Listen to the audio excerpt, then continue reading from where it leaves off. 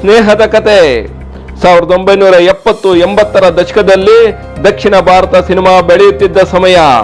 ಆ ಸಮಯದಲ್ಲಿ ಇಬ್ಬರು ತಮ್ಮ ತಮ್ಮ ಇಂಡಸ್ಟ್ರಿಯಲ್ಲಿ ಬೆಳೆಯುತ್ತಿದ್ದರು. ಡಾಕ್ಟರ್ ವಿಷ್ಣುವರ್ಧನ್ ರವರು ಕನ್ನಡದಲ್ಲಿ ದೊಡ್ಡ ಹೆಸರು ಮಾಡಿದ್ದರು. ರಜನಿಕಾಂತ್ ರವರು ತಮಿಳು ಇಂಡಸ್ಟ್ರಿಯಲ್ಲಿ ಸ್ಟೈಲ್ ಐಕಾನ್ ಆಗಿದ್ದರು. ಒಂದು ಸಲಹೆ, ಜೀವನವನ್ನೇ ಬದಲಿಸಬಹುದು ಅಂತ ಕೇಳಿದ್ದೀರಾ? ಅದೇ ರೀತಿ ರಜನಿಕಾಂತ್ ರವರ ಜೀವನದಲ್ಲೂ ಆ ಒಂದು ಕ್ಷಣ ಬಂದಿತ್ತು.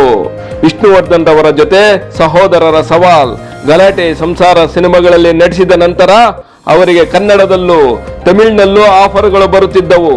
ಆ ಸಮಯದಲ್ಲಿ ಅವರು ಒಂದು ದೊಡ್ಡ ಗೊಂದಲದಲ್ಲಿದ್ದರು. ಯಾವ ಇಂಡಸ್ಟ್ರಿಯಲ್ಲಿ ಮುಂದುವರಿಯಬೇಕು? ಅಲ್ಲಿಗೆ ಬಂದರು ಕನ್ನಡದ ಸಾಹಸ ಸಿಂಹ ಡಾಕ್ಟರ್ ವಿಷ್ಣುವರ್ಧನ್ ರವರು. ಅವರು ಪ್ರೀತಿಯಿಂದ ಒಂದು ಮಾತು ಹೇಳಿದರು, ತಮಿಳು ಇಂಡಸ್ಟ್ರಿಗೆ ಹೋಗು.